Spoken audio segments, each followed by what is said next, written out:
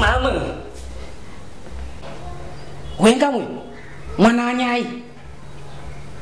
Buli. We nani? Shemeji yangu, karibu tukae. Mie siitwi tukae.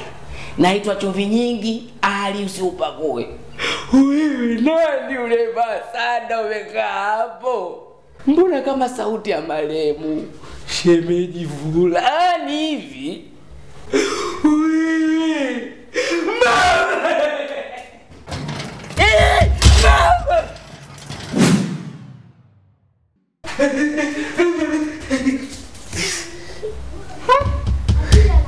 Vipi? Naona kama mauzauza fulani hivi. Maana yake kuna muda nimekuja nimekuta hapo kuna maiti hapo. Imevaishwa sanda. Maiti hiyo sauti yake inatoka sauti ya marehemu shemeji. Nilipokwenda kule uani natokea mlango uani kule na kuta tena maiti kanitokea tena. Nikasema labda nije huku tena sebleni na kukuta wewe hapo. Hapo ulipokaa unaona maiti. Yaani ndio maana nasema wewe sasa hivi unachanganyikiwa. Kwa sababu mimi tangu nimetoka kule chumbani, muda mrefu niko hapa nimekaa. Hayo maiti imekaa hapa imekaa saa ngapi? Sasa mimi hivi tunavyoviona vitu gani jamani? Maana mimi nimetoka zangu chumbani muda ule. Leo kuna mazungumzo kuja kuangalia movie yangu ya Saibogi. Sasa nafika hapa nakutana na maiti. Basi hata mwenyewe kutana kuangalia movie ishaniisha mimi. Mimi niko chumbani bana. Lakini kwa mauzauza haya nalazimika kuna jambo nataka nikwambie. Ila tutakapokuwa tuko chumbani wakati wa kulala sawa? Ila mimi kiukweli kukaa hapa ishakuwa changamoto. Kule uani napaogopa. Mimi niko chumbani. Wewe kwani kapunguze kutweta sawa? Aish. Makubwa jamani. Haya.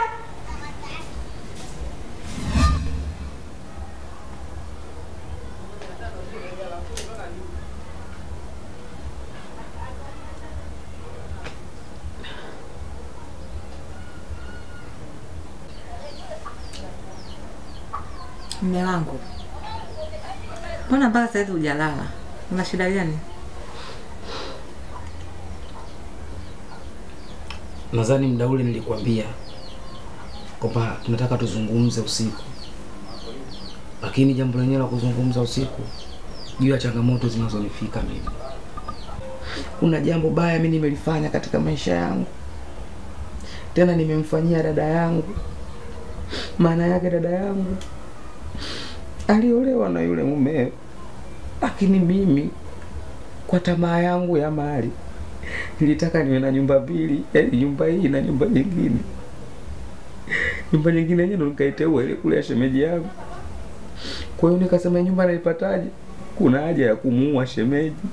Na kumuua shemeji. Chumvi. Ina maana wewe ndio uliomuua shemeji yako? Mimi ndo niliyemuua. Lakini yote kwa yote mimi nilikuwa nataka tuongeze mali ili tu hata tukipata watoto tukawapeleka katika nyumba kule, sisi wenyewe tunakaa huku tunaendelea kula ujana. Lakini mchasiku imekuwa tofauti. Sio hivyo tu. Hata yule mdogo wangu ule uchizi mie na mganga mmoja asiyekuwa na akili kanishauri, kaniambia tukimtia uchizi huyo hiyo mali itakuwa rahisi kwako kuipata kwa sababu ndo anaitia uzito. Mimi kweli nikamwambia tunafanyaje? Akachukua yai kaichola. Mwisho wa siku akachukua dada zake ngeza kuchoma akaniambia choma kwenye moto hapo, kwenye mikaa ya moto mingi nikaiweka kweli ile yai ikalia. Inavyoonekana bado ndo nikawa nimemfatua akili. Kwa hiyo kila ninapojaribu kuzunguka mara yule mzimu ananitokea. Yaani ule mwili wa shemeji unanitokea. Kama kuna siku nilikuwa naelekea zangu kule, nilikuwa na chepe langu kanitokea njiani. Lakini mwenyewe umejishuhudia hiyo. Kanitokea tena. Naenda uani na kukuta umekaa pale. Wewe niko muda mrefu. Sasa nashangaa naona mimi mauzauza tu kila muda. Nimefanya research nikagundua nikaona hapa nitakuja kufa. Akasema ya nini kubaki nalo rohoni peke yangu wakati mke wako mtu mwili mmoja. La kwako la kwake, la kwake la kwako.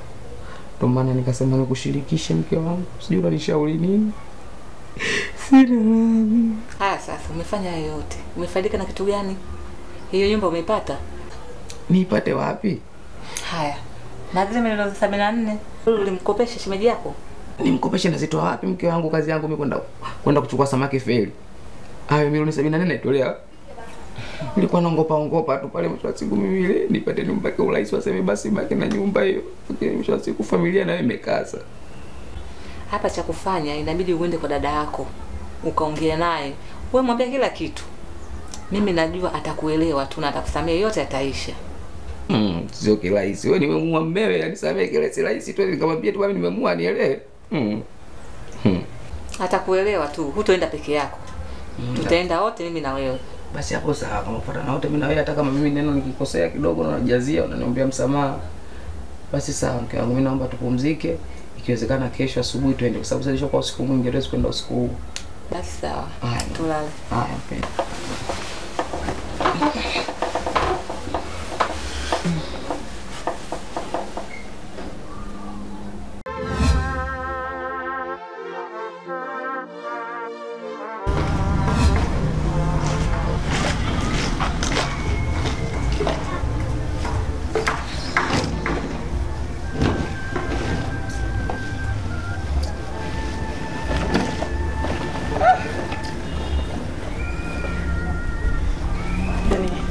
Jana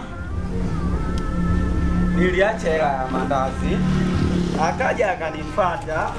Baada ya kunifuata akaniita. Wewe ulivyoniita, afu ujue wewe una hata akili. Ujue mambo mengine. Yani maana na yeye akili zake ziko chini. Ngoja. Hapana. Mimi nasikafikia hapa. Amefikia hapa. Kafikia hapa. Mimi nilikwambia. Usikwambia. Mimi nilikwambia kama kafikia hapa. Umeona? Umeona? Basi. Mimi naondoka.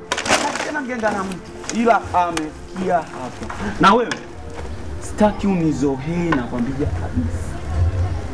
Wewe naondoka. Ila amefikia hapo.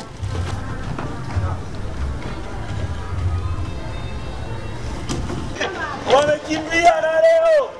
Wamekimbia bwana. Wamekimbia. Kuda deki. Unacheza na sisi nini mwanangu? Wamekimbia na leo. Uwanjani hataki kutokea bwana. Uwanjani hataki kutokea. Wamekimbia uwanjani hataki kutokea bwana. Wamekataa. Wamekataa bwana. Wamekataa kabisa. Wamekataa kabisa bwana. Shomita ndugu yangu. Kwanza naomba unisamehe sana kwa kutokea. Sikutegemea kwanza ilikuwa liza yangu. Kwa nilivyokuwa hapa umepita, nimeamua nikuite tu yaongee Aisha. Naina. Kama mimi ni rafiki yako, kwani ulikuwa unataka kutembea na mume wangu? Yaani, sijui nikwambieje. Yaani haikuwa liza yangu. Kwanza sijategemea kama ingetokea hivyo ndugu yangu. Samehe, nimekosa. Basi sawa, usijali. Mimi nimeshakusamehe. Kwa sababu namjua kabisa Chumvi kwamba hajatulia. Kwa hiyo kuwa na amani. Kweli ndugu yangu. Usijali, nimeshakusamehe. Tangu siku ile sina hata kinyongo. Haya sawa, nashukuru. Basi sawa. Mimi naondoka naenda nyumbani baadaye. Haya, karibu. Haya.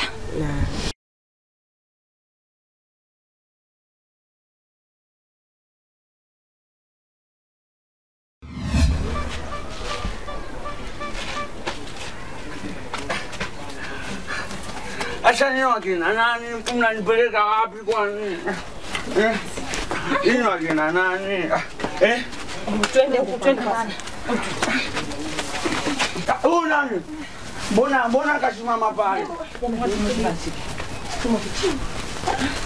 Nini shida? Wewe,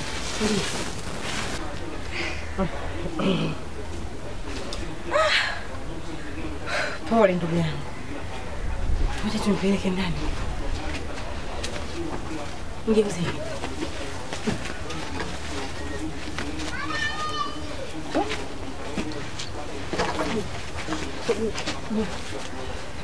Amina kuondoka. Ningemshika huko mimi na wewe. Huko ndo mzito. Huko ndo mzito.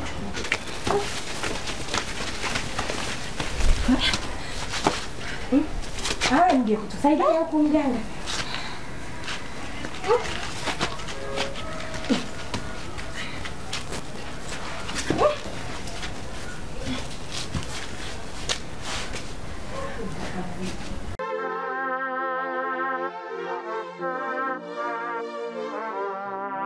Wala mama umetuita wote tumekuja na tumekaa hapa hata uongee chochote. Tunakusikiliza wewe. Sawa. Kwanza kabla sijazungumza nilikuwa naomba nitangulize na neno samahani. Kiukweli kabisa nimekosea katika hili. Mpaka sura yangu mimi imeumbwa na haya, yani nikiangalia tunajisikia aibu. Mpaka akili yangu inakuwa inaweuka. Kwa sababu sio mara moja sio mara mbili mimi marehemu shemeji ananitokea tena hasa nikiwa nyumbani. Kuna muda mwingine mpaka njiani akinitokea mimi ananiangalia macho fulani hivi, macho ambayo mimi muda mwingine mpaka natamani kukimbia msipini peke yangu. Nikasema ya nini mimi nitoke roho? Kwa nini nikae roho juu kana kula tambi? Kuna haja kubwa ya kuitisha kikao, ndio hivi nimeitisha kikao, lengo na mazumuni kuja kuambia tukilichosababisha mpaka kifo cha shemeji. Lakini niseme jamani, narudia tena, mnisamehe. Kitu ambacho kimesababisha mpaka shemeji kufariki mimi ndo ninakijua. Yaani kiufupi mimi ndo niliyemuua shemeji. Mnisamehe sana. Lakini pia hata mdogo wangu mimi kwa kichaa vile kuchanganyikiwa. Tulishirikiana mimi na huyu bwana mkubwa. Wewe usinihusishe. Wewe ndo sababisha. Wewe ndo ulisababisha mpaka nikaweka uchizi mimi. Usingekuja mimi ningefanya vile. Kona maanisha blaza ndio umenitendea mimi hivi. Si ndio? Kumbe tabu yote ninayoipata mimi kuhangaika, majalalani, kuchafuka namna, kumbe ndio msababisha, si ndio blaza? Tamaa tu mdogo wangu, na mwenyewe kwa kelele, mtu akataza nyumba isuzwe kama yako. Umelizika naona. Gerald, haina haja ya kupaniki kwa sababu ameshaamua mwenye kuongea ukweli. Hivyo hatuna budi kumsamehe. Haina haja mganga. Gerald, hizo hasira zinaweza zikapelekea mambo mengine kabisa tofauti na hapa. Hatuna budi kumsamehe, ameshaongea ukweli. Gerald mwanangu. Nakuomba tulia. Kaa chini dada. Ili jambo mimi limeniuma. Kaa chini baba. Ili jambo mimi limeniuma sana. Basi baba tulia. Nimeshatumikia adhabu ya uchizi. Bahati nzuri leo nimepona. Basi baba. Mdogo wangu mwenyewe ndani na nyuma vile vile. Vishawishi tu vya huyo mganga huyo. Ndio kashashi ujinga huyo. Sababu bila wewe mimi singeweza kumchanganya mdogo wangu akili. Usinihusishe kwa sababu wewe ndio chanzo. Anakushirikisha nini? Bila wewe huyo angeua. Mama sikia. Na yeye bila kuja kwangu mimi nisingempa dawa. Wewe usimchanganye. Ushadelibia familia yangu nitakukanda sasa hivi. Sasa yeye mtoto mdogo blaza. Tulia baba. Basi. Mamdogo. Siwezi kumsamehe Chumvi kamwe. Sitokaa nikakusamehe maisha. Basi mwanangu. Gerald ndo kama hivi amerudi amepona. Mimi mume wangu namtoa wapi? Basi mwanangu. Mtu akishafariki arudi. Hapo. Siwezi kumsamehe mimi Chumvi. Lazima sheria itafuata mkondo wake. Siwezi kukubali hata kidogo, Mamdogo. Dada. Wanaume kwa wengi stilio bado. Jakuku kwa lazima huyo. Kele pumbavu wewe. Huyu mimi namjua huyu. Toka enzi za marehemu wazazi wake wanatamaa huyu Chumvi huyu. Sijui yupoje sijui mtoto. Na haki ya kunichamba Mamdogo, nichamba unapojisikia wewe, lakini kwa sema leo siwezi kuingia chochote. Naomba tu mnisamehe.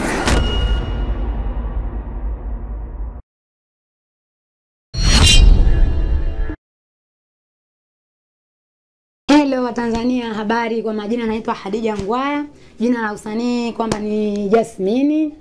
Kwenye tamthilia Deni la Maiti niishi kama Maki Mdogo Chumvi. Changamoto nilizokumbana nazo kwamba kunyimwa tu location, lakini nimevumiliana nazo, naona kitu cha kawaida. Kwa hiyo ndugu zangu, naomba msisahau kusubscribe, msisahau kufuatilia channel yetu ya Kimso Media TV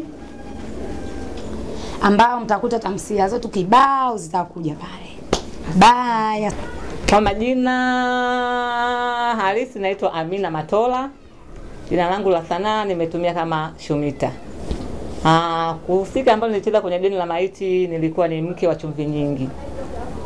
Changamoto ambazo nilikutana nazo kwenye tamthilia ya Deni la Maiti ni nyingi sana, kwa sababu mimi ndo muandaaji na mimi ndo mtunzi. Kwa hiyo nilikutana na changamoto nyingi sana, lakini nilipambana nazo, nikakabiliana nazo, na mshukuru Mwenyezi Mungu tamthilia imeisha salama. Ila kikubwa kwamba usumbufu ulikuwa mwingi, kwa sababu wasanii ambao wengine walikuwa hawajui namna ile, kameramani wangu Madevu mara asuse, yani mambo kama hivyo. Kipindi tunashuti mara yani vitu kibao vinatokea, mara huku mvua. Kwa hiyo namshukuru Mwenyezi Mungu tumemaliza salama tamthilia yetu. Kwa hiyo ninachokiomba mashabiki zetu, msikose kufuatilia akaunti yetu ya YouTube Kimso Media TV, na mimi ndo muandaaji wa tamthilia zote, na mimi ndio mtunzi, na mimi ndio director, naitwa Madam Shumita aka Amina Matola. Umeipata hiyo? Ndio mimi. Hi guys. Kwa majina naitwa Hassan Mlanzi. Jina la sanaa natumia kama Gerald. Katika movie, katika series yetu nimecheza kama Chizi. Hii series yetu ya Deni la Maiti na ambayo ndo nilicheza kama Chizi. Changamoto nilopitia mimi ambayo kama kuna sehemu mliona nimesimamisha gari, niliakanyaga pale niliakanyaga gari ile la poti lile la wenyewe. Ndio hicho tu, ila kingine msisahau kusubscribe channel ya Kimso Media. Asanteni. Hey, mambo vipi? Kwa majina naitwa Boniface Pascal, ila kwa majina ya sanaa natumia kama Sirifa MC au Sirifa OG. Kwenye hii series ya Deni la Maiti nimecheza kama mganga. Mganga mpenda watoto ile.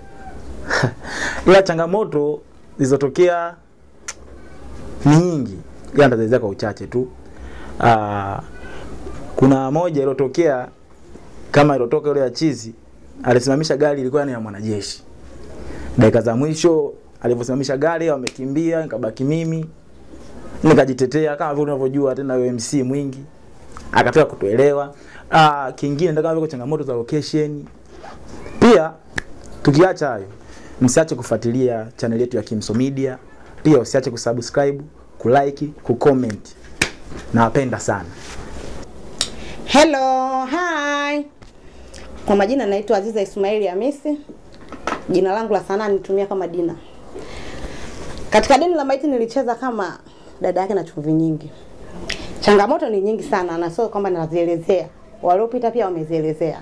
Isipokuwa ninachokiomba mimi, msisahau kusubscribe katika channel yetu ya Kimso Media. Tunawapenda. Hello vipenzi vyangu. Kwa majina naitwa Asha Fikiri, kwa jina la sanaa naitwa Naina. Ndugu zangu, kwenye changamoto ya hii movie series yetu ya Deni la Maiti, kwenye changamoto yangu mimi ambayo niloipata yani kwenye hii series pale kwa mganga, yani pale inaonekana mganga anataka kunimega kidogo, ile nilipata changamoto sana yani pale ila nilijitahidi kwa sababu ndo sanaa na ni kazi yangu pia na naipenda. Jamani vipenzi vyangu, pamoja na yote hayo, kwa hili hapa msisahau kwenye kile kikengele chekundu pale, msisahau kukibonyeza, kufollow na comment kwa nyingi sana. Nawapenda sana vipenzi vyangu. Bye. Ya inakuaje? Naitwa Kije Madevu Govinda hapa. DOP ndo ambaye nilikuwa nikipiga picha katika Deni la Maiti. Jina langu halisi naitwa Michael Deusdedit Saleh Kapuri. Katika series hii mimi nilikuwa kama DOP, kama nilivyosema ni kwamba changamoto ni nyingi, lakini changamoto baadhi ambazo tunakutana nazo ni vile ambavyo baadhi ya seti ambazo tunazipata kwa tabu, yani location, tukiingia hapa leo hii tunaweza tukapewa, kesho tukazinguliwa, vitu kama hivyo. Lakini pia changamoto yangu nyingine ambao unafikiri tumekutana nayo mwishoni ni wakati tuna shuti, tuna shuti scene ya chizi. Tulikutana na gari ambayo ni ya mjeda. Sasa wakati tuna shuti tulivyomaliza kushuti tukaona ile gari inarudi. Baada ya kuona ile gari inarudi, mimi na yule aliyecheza karakta ya chizi nikabidi nimwambie bana wale mapoti wale. Nilipomwambia vile nikamwambia mwanangu, hapa bora tutembee kwa sababu na vifaa hivyo watatuletea zeshen. Kwa hiyo mimi na yule chizi tukawa tumekimbia. Hiyo ndio changamoto kubwa. Tuliacha wengine huko hatukujua alimaliza vipi. Lakini yote kwa yote ni kwamba Kimso Media series ya kwanza hii au series hii imeisha. Kuna series nyingine inakuja. Tukae hapa tusisahau kusubscribe katika akaunti ya Kimso Media TZ na tuendelee kutoa comment za kujenga wasanii. Kuna baadhi ndo kama hivyo ambavyo wanaanza, kuna wengine ambao tayari washaanza muda mrefu. Kwa hiyo tuzidi kupeana nguvu ili tuweze kufika huko ambapo wengine wanataka kufika. Chao.